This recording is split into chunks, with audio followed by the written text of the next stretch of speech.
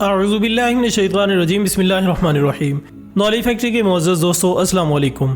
ناظرین اکرام، آج کی اس ویڈیو میں ہم آپ کو ایک ایسا عجیب و غریب واقعہ سنانے والے ہیں جسے سن کر آپ کے رونگٹے کھڑے ہو جائیں گے۔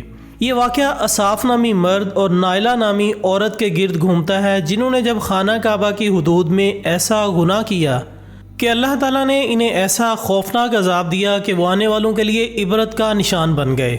معزز ناظرین، تاریخ میں مذکور ہے کہ بنی جرہم ایک قبیلہ تھا جس کا شمار ایسے قبائل میں ہوتا ہے جو کہ ابتدا میں مکہ مکرمہ میں آ کر آباد ہوئے تھے۔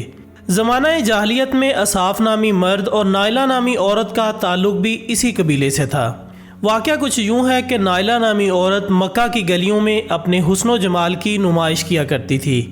وہ فحش لباس پہن کر گھر سے نکلتی تھی اور قبیلے کے نوجوان اس کے پیچھے پیچھے چلتے تھے اور ہر کوئی اس سے تعلقات کا خواہش مند تھا۔ انہی لوگوں میں سے قبیلے کا سردار یا پھر سردار کا بیٹا اصاف بھی شامل تھا۔ وہ ایک دن بے قابو ہو کر دست درازی پر اتر آیا اور نائلہ کی طرف سے اسے خوش آمدید کہا گیا۔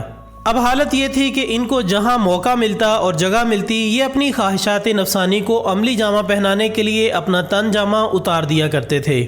معزز ناظرین، ایک دن جب کعبہ میں لوگوں کی تعداد انتہائی کم تھی تو یہ دونوں لوگوں کی نظروں سے چھپ کر خانہ کعبہ میں داخل ہونے میں کامیاب ہو گئے اور اس تنہائی کے عالم میں گناہ کا ارتکاب کر بیٹھے۔ لیکن جیسے ہی انہوں نے اپنے فعل کا آغاز کیا تو اللہ تعالیٰ کی غیرت نے جوش مارا اور انہیں ایک ایسے عذاب میں مبتلا کر دیا جو کہ رہتی دنیا تک کے لیے عبرت کا نشان بن گیا۔ ہوا کچھ یوں کہ جب وہ گناہ کا ارتکاب کر رہے تھے تو اللہ تعالیٰ نے انہیں اسی حالت میں رکھتے ہوئے پتھر کا بنا دیا۔ بعد میں جب کچھ بزرگ خانہ کعبہ میں داخل ہوئے تو انہیں اس حالت میں دیکھ کر فوراً بھانپ گئے کہ یہ یقیناً اصاف اور نائلہ ہیں جن پر بدفعلی کے جرم میں خدا کا عذاب نازل ہوا ہے۔ ان بزرگوں نے انہیں وہاں سے اٹھا کر باہر لا کر رکھ دیا تاکہ لوگ اسے دیکھ کر عبرت پکڑیں اور کسی بھی قسم کے گناہ سے آئندہ کے لیے توبہ کر لیں۔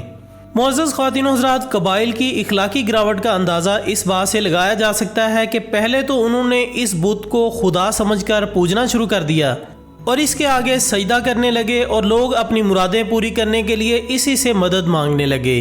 لیکن بات یہیں تک محدود نہیں رہی بلکہ اس سے بھی 2 قدم آگے بڑھ گئی کہ لوگ اس داستان کو اپنے حلقوں میں فخر کے طور پر بیان کرنے لگے۔ ہونا تو یہ چاہیے تھا کہ ان کے اس فعل کی مذمت کی جاتی، مگر جرہم قبیلے کے لیے یہ داستان ایک فخر کا ذریعہ بن گئی۔ لوگ اس کہانی کو داستان عشق سمجھنے لگے اور اصاف اور جرہم کو ایک رول ماڈل کے طور پر پیش کرنے لگے۔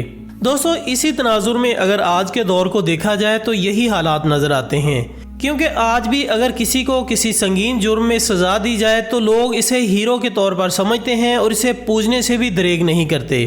اصاف اور نائلہ کے یہ بت آب زمزم کے پاس نصب تھے اور بعد ازاں بنو جرہم اسے اٹھا کر صفا مروہ کی پہاڑیوں کی جانب لے گئے اور وہیں جا کر یہ لوگ ان بتوں کی عبادت کرنے لگے۔